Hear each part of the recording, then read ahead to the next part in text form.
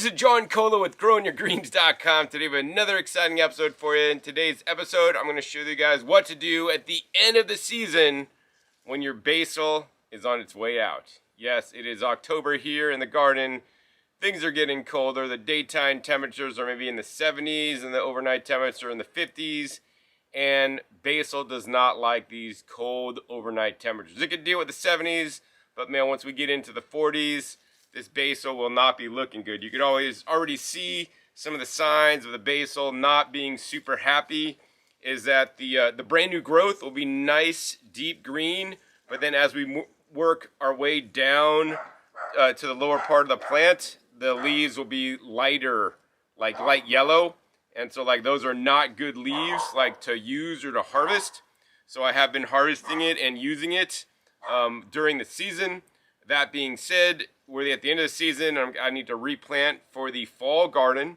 So I'm going to basically harvest what I can from the basil.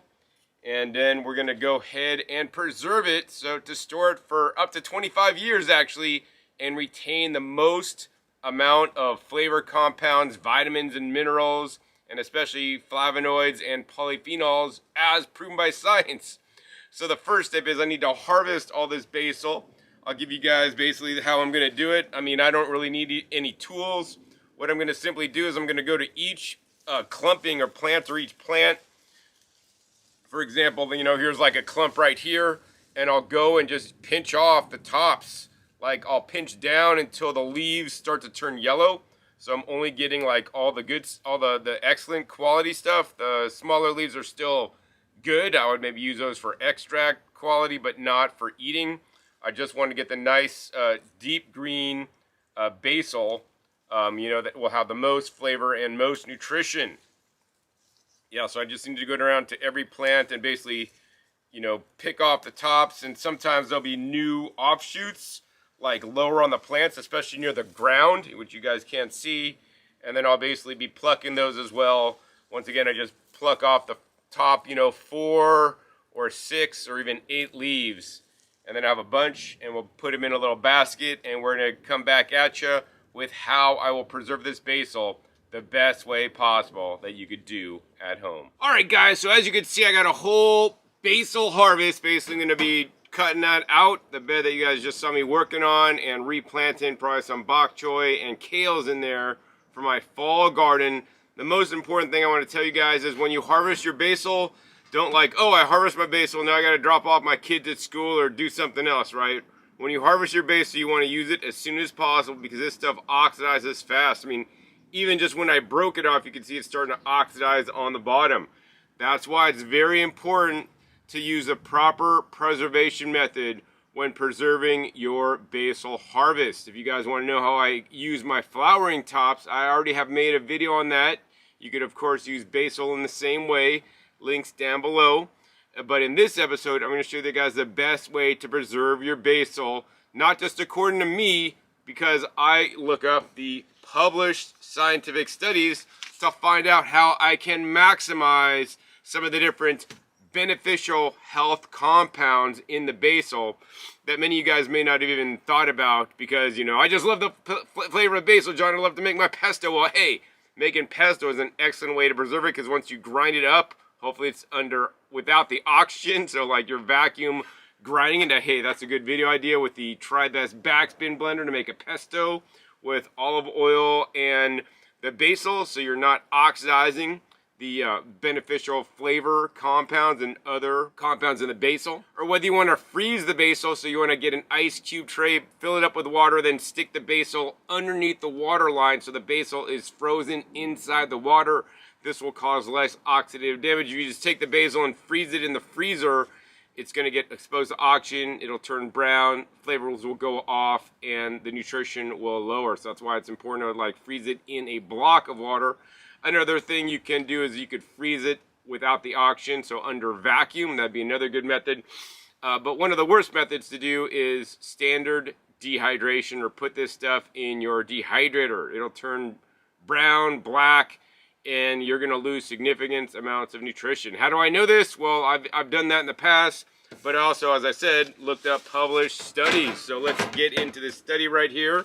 We'll throw it up on the screen. This is the study called Comparative Evaluation of CO2 Drying as an Alternative Drying Technique of Basil, the Effect on Bioactive and Sensory Properties. So this is what's most important to me, the bioactive compounds, and more importantly, the sensory, or like taste and flavor and smell notes. When you smell this basil, you're like, wow, that smells, it's minty basil smell, man. It just smells like basil. I can't describe it, but like if you dehydrate it and you smell the basil, like there's no smell because that smell goes away. Anyways, let's drop down to the conclusion of this published study, and it says, generally, freeze drying was reported as the best preservation technique of color and bioactive compounds of basil, enabling to retain the characteristics of dried product that are most similar to the fresh basil, followed by the CO2 drying, which they were investigating and they found out was not as good as freeze drying, while air drying as a conventional drying technique had the most adverse effect on the bioactive compound content of basil.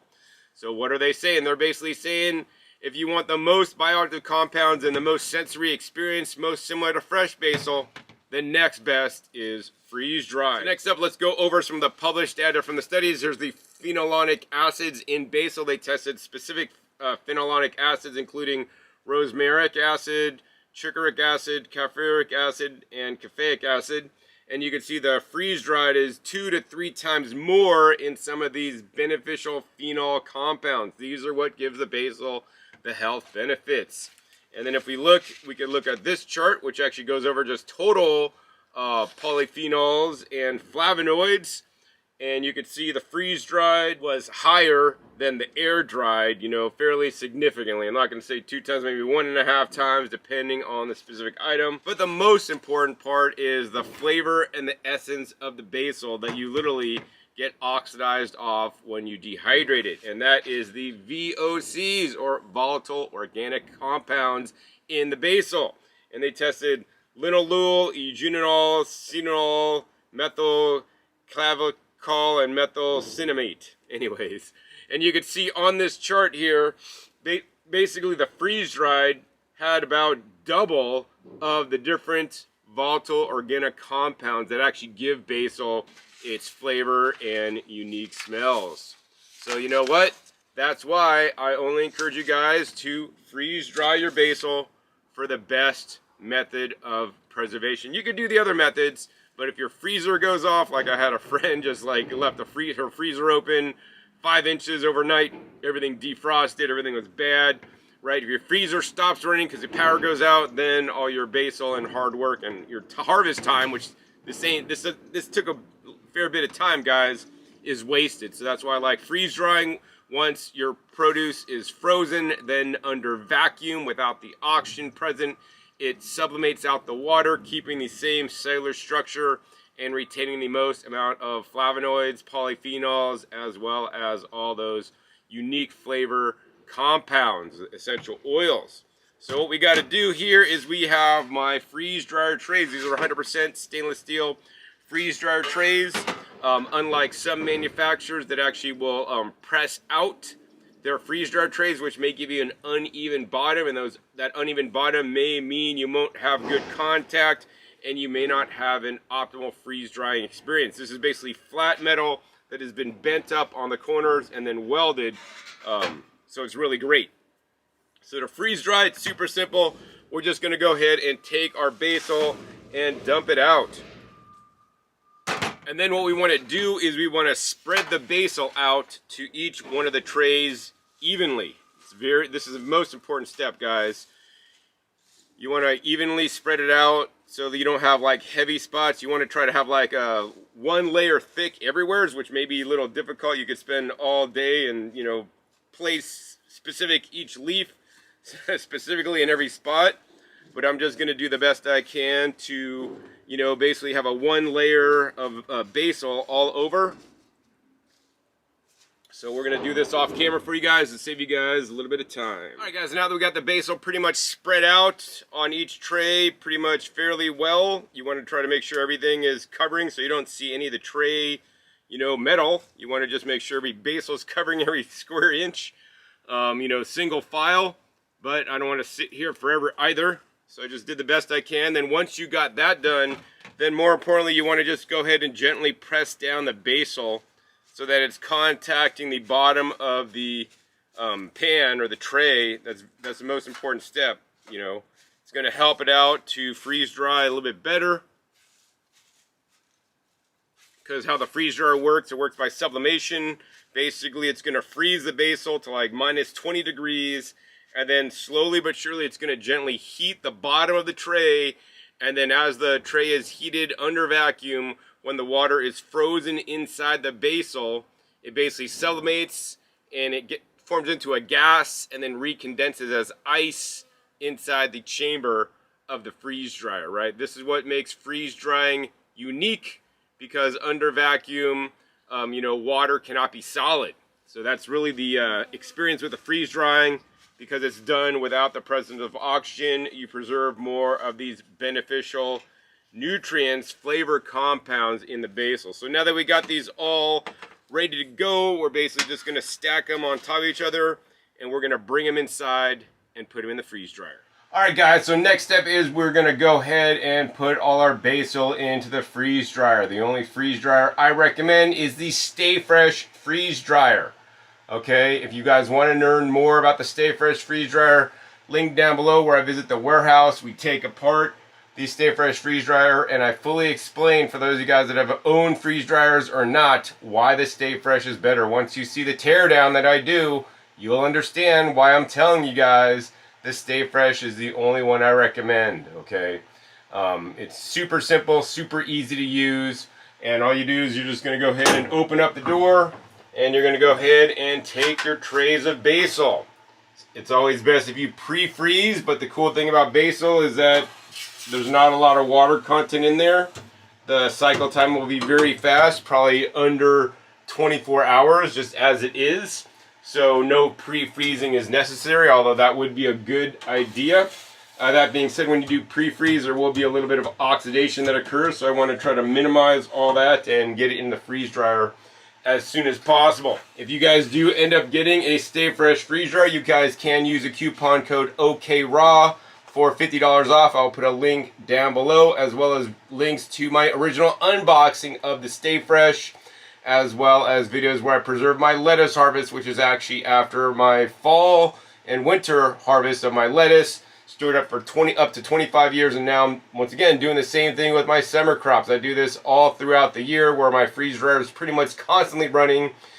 Another tip I want to give you guys, if you guys do end up buying a freeze dryer, as it is an investment, right, in your long-term food security, food storage, and nutrient preservation, I encourage you guys to do it right. You can get the cheaper kit with the standard pump, but I only recommend the industrial pump, because pump failures, in my opinion, are the #1 reason for failures of the freeze dryer not working.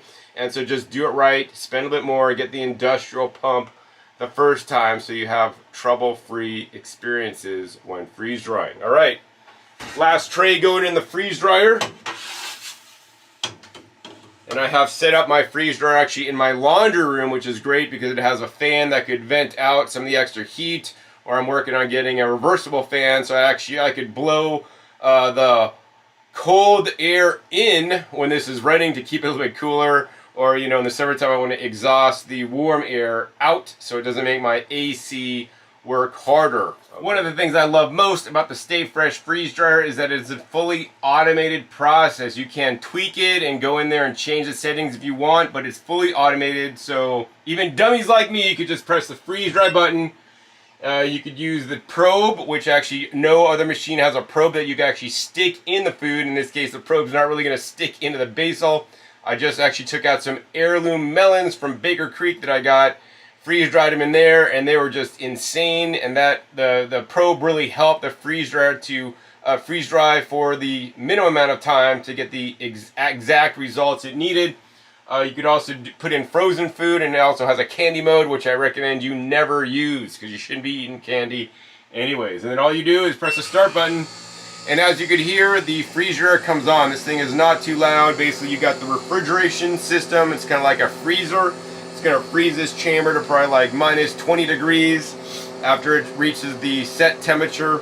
Then what's going to happen is the vacuum pump will kick on and it's going to suck the vacuum out, and then the heater trays will automatically come on, which is kind of like a dehydrator, but it's just heat pads underneath, so it's not blowing any air across it. It's gently heating up the already frozen food to basically just get the water to come out, which once again happens at a lower temperature because it is under vacuum. Then the water will condensate to the outer walls of the chamber, and then at some point it'll just say it's done, and you can take your food out and properly store it. So I think at this point we're just going to go ahead and let the freeze dryer work, and we're going to come back at you probably under 24 hours with the results. Alright guys, so literally it has been less than 24 hours and the freeze dryer has gone to the freeze dry complete. The most important thing, when the freeze dryer is complete, it'll beep at you to let you know it's ready. And if you don't come there immediately, then you want to definitely check out the shelf temp, which it states right there. This is a very important key point of freeze drying. Once you let the air rush back into the chamber, you want to make sure that the shelf temp, I would say, is over 100 degrees. This is very important because if the shelf temp is too cold, then the water in the chamber could actually get sucked back in to your food. So we're going to just go ahead and let the vacuum back in with the top valve here. And I always like to do it super slowly, especially when you have something like leaves in there. If you just do it super fast, the air rushes back in there super fast, it could tend to blow the leaves off the trays. Since they're so light, we'll probably speed that up just a little bit to let the air back in, and this might take a little bit. Alright guys, you can hear the hissing and it's almost stopped, so we're just going to go ahead and fully open the valve.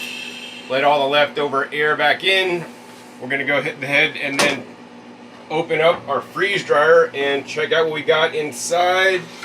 Literally in less than 24 hours, we got freeze dried basil, still green as when they went in. Just the water's removed. They're almost like whole leaves, which is really cool. These are actually quite fragile. Should you crush them or squeeze them, they're just going to turn into a powder. So we're going to get these out and then show you guys the next step on how they're going to be stored properly, so I could use them and get the most health benefits.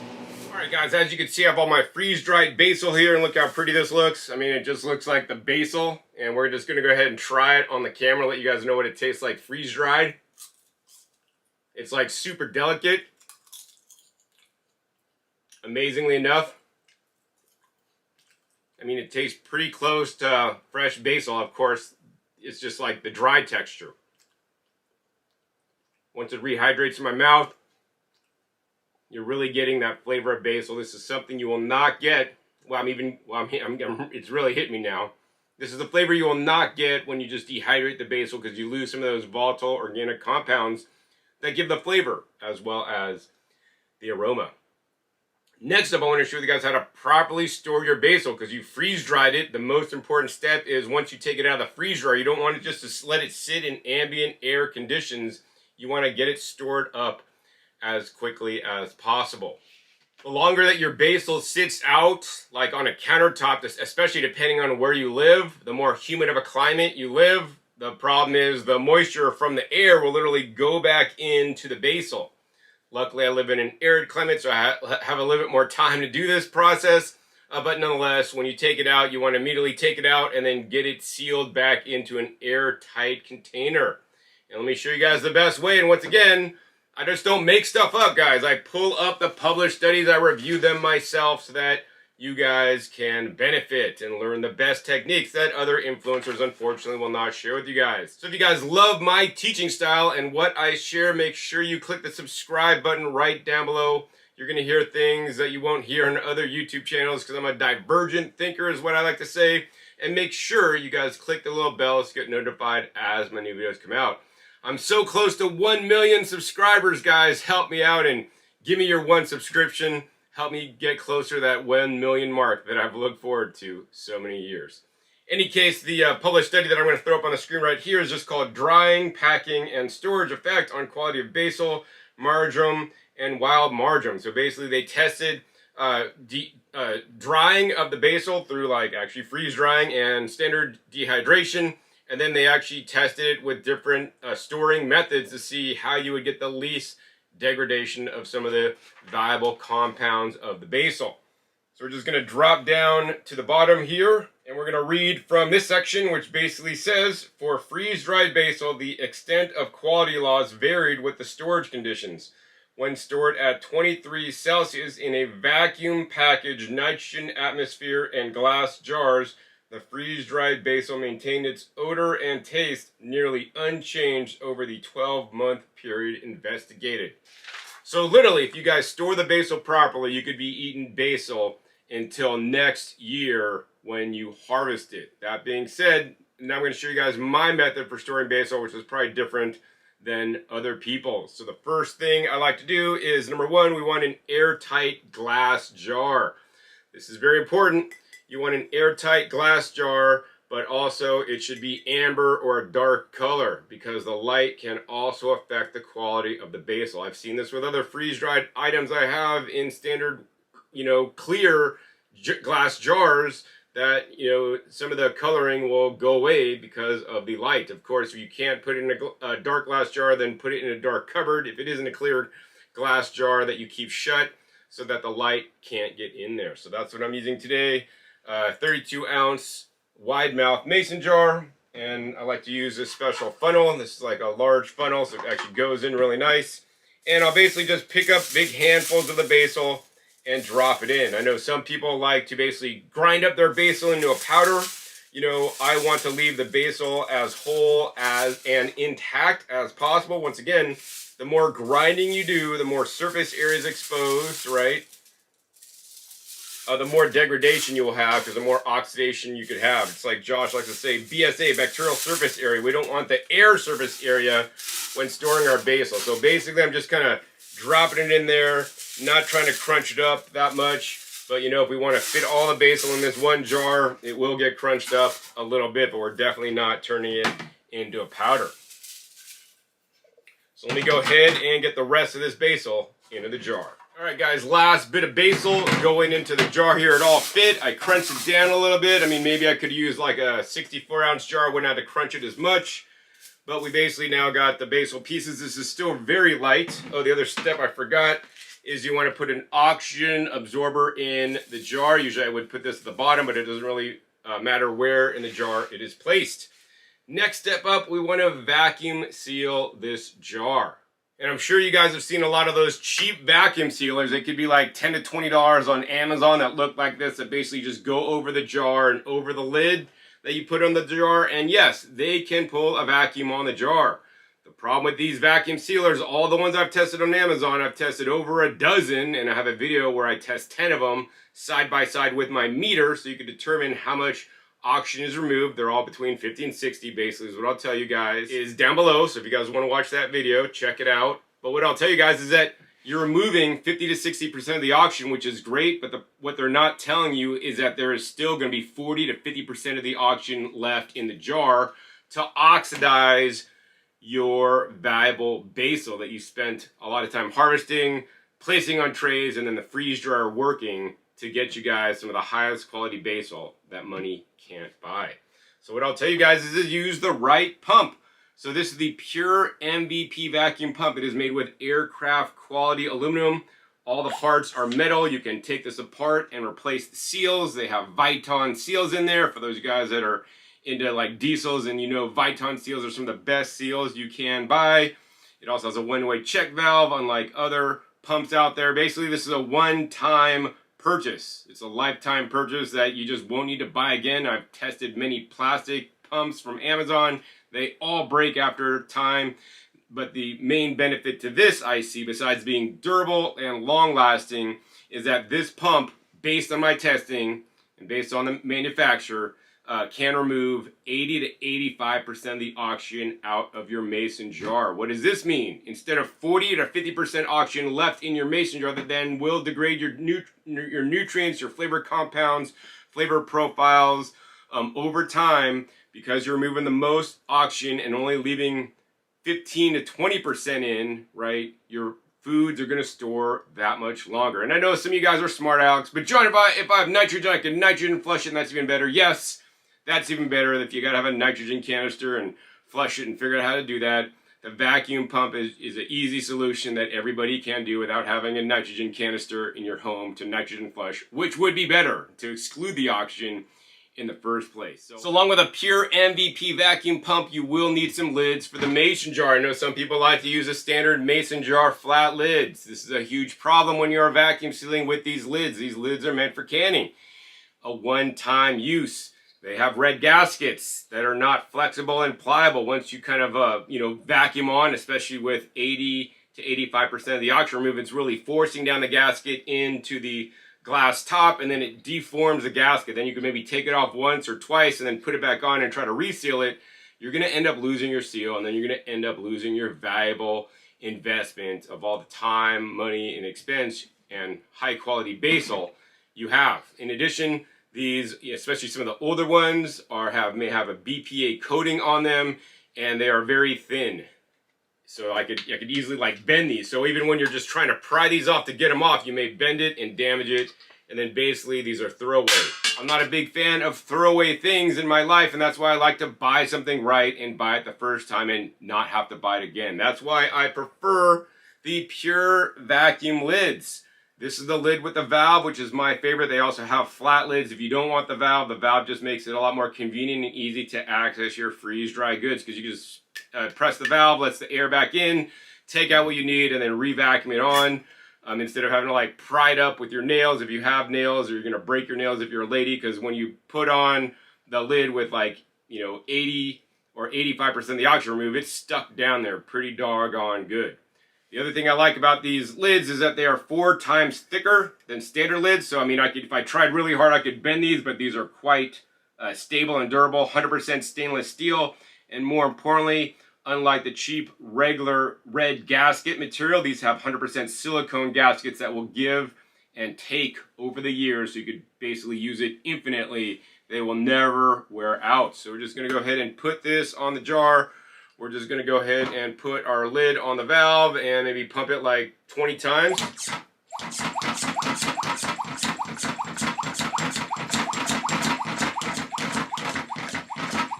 All right, after 20 pumps, I'm feeling a little bit of resistance when I'm pumping it up. So now I want to go maybe another 20 more times. Then I'm feeling a little bit more resistance after 40 pumps. Now, if I do another 20, I think we're already at maximum, because I don't think the resistance is going to change too much. All right, another 10 pumps, and the resistance hasn't changed. Then you can see on the lid we have an indentation or a divot on the little valve. That lets you know that this is under vacuum. No trim ring is necessary. The cool thing I like about these lids, if you just visually look at the valve in the middle and you see the divot, right, then you know it hasn't lost the vacuum. I haven't lost vacuum on one of these jars yet due to no fault of my own, right? If I didn't clean the gasket, or I suck up some liquid or fine particulate that gets underneath the valve, then I've had them leak. But otherwise, these lids are solid. And now I could literally put this basil on my shelf. You want to label what's in there because you can't see what's in there. And then I could have basil I could use all through the winter until I replant and have basil growing again in my garden next spring and summer. So that's pretty much all I got for you guys this episode. If you guys want to learn more about the pure MVP vacuum pump and the amazing vacuum lids that I use in my home, I'll put a link down below to my video where I compare the pump against other cheap Amazon pumps. If you guys just want to go ahead and buy it now, you can buy it at bit.ly/puremvp. Use the coupon code DJ5 for $5 off and get free shipping on the starter kit I recommend, which is 1 pump and 12 lids. Besides storing dry goods, I store my fresh juices, my vacuum blended smoothies, my prepared heat processed cooked foods, as well as my raw salads that I could basically do batch meal prep that everything stays fresher for even longer. My cooked food meals could store up to 2 weeks, and all my raw smoothies, soups, and salads easily I store for a week, so I could do batch prep at once and then be able to grab and go and eat healthy all throughout the week. If you guys want to get the Stay Fresh freeze dryer that I recommended in this episode, I'll put links down below as well, and you want to use the coupon code OKRAW to save $50 off the Stay Fresh freeze dryer. Of course, when you guys use any of those 2 links, They are affiliate links, and the companies will share me a small commission so I can continue to bring these educational videos out to you guys. So I appreciate you guys so much who will use my coupon codes. Anyways, at the end of this episode, I really hope you guys enjoyed learning my favorite and best way to store my basil for a long term. If you did, please be sure to give this video a big thumbs up. Also, more importantly, share this with other farmers, gardeners that want to store basil in the best ways possible by excluding the most oxygen to keep the majority and the most nutrients and flavors in the basil so that you can get the most health benefits. Also, be sure to click that subscribe button right down below so you miss my new and upcoming episodes. I'll be coming every 5 to 7 days. You never know what will show up, what you'll be learning on my YouTube channel. Make sure you click the little bell to get notified as many videos come out. And finally, be sure to check out past episodes. Past episodes are a wealth of knowledge. Over 17 episodes at this time on this channel dedicated to teach you guys how to grow your own food and even preserve it in the best ways possible. So with that, my name is John Cola with growingyourgreens.com. We'll see you next time. And until then, remember, keep on growing.